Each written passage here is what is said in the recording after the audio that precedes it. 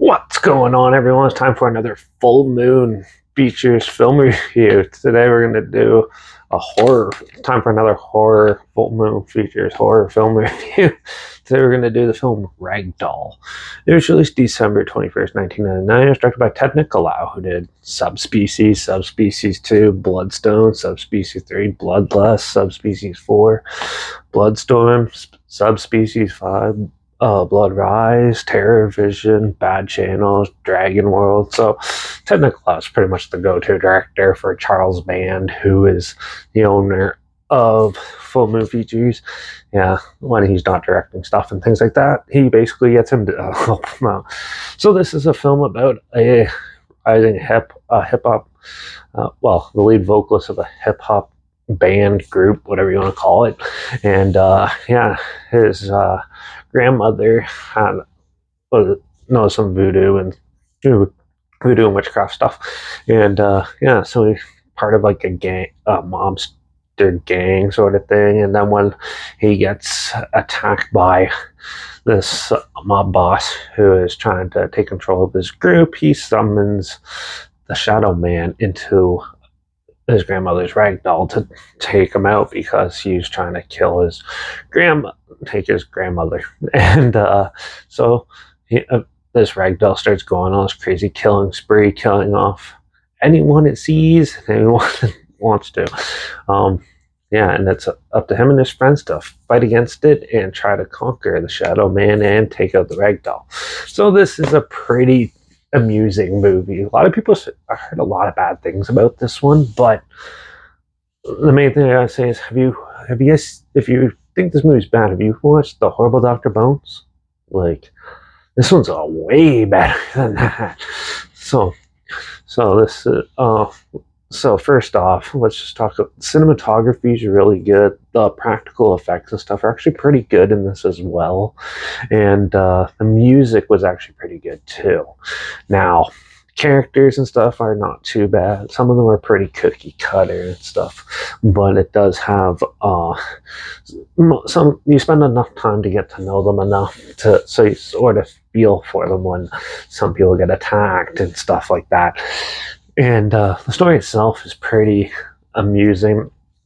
It's very similar to like the Puppet Master movies and stuff like that, obviously, because Little Dolls and stuff like that is Charles Band's, like, Full Moon's hallmark, basically.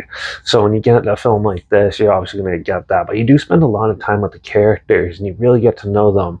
You spend so much time with it feels like a soap opera for half of it, which is kind of annoying, and some people aren't going to like it. But then once the killing starts, and that, it gets to be pretty amusing and pretty entertaining. And I actually had quite a bit of fun with it. It's pretty basic for this type of movie. Killer doll movies are hit and miss for a lot of them. So, but this one, the doll has some amusing looks and stuff. Some of the kills are pretty cheesy, and some of them are pretty unique and stuff, like getting hypodermic needles stabbed into you and stuff. So there's some pretty good stuff that you wouldn't really see in other killer doll movies in this one. And you can tell they're having fun with it. Now, I wish the ending was kind of not as rushed into it, but for what it is, it's still a pretty amusing killer doll movie. You do spend a lot more time with the actual human characters with it. You don't see the doll as much, but it's kind of similar to like a monster type of film where they try to hide it for most of it, and then once they see it, then you get some good kills and stuff, especially the police station scene. That one was pretty amusing. I actually enjoyed this film, and I thought it was pretty fun. It's not going to be for everyone, but it sure as hell is way better than The Horrible Dr. Bones. So I'm going to give this film a 3 out of 5. It was fun, entertaining enough, but obviously they could have done a lot more.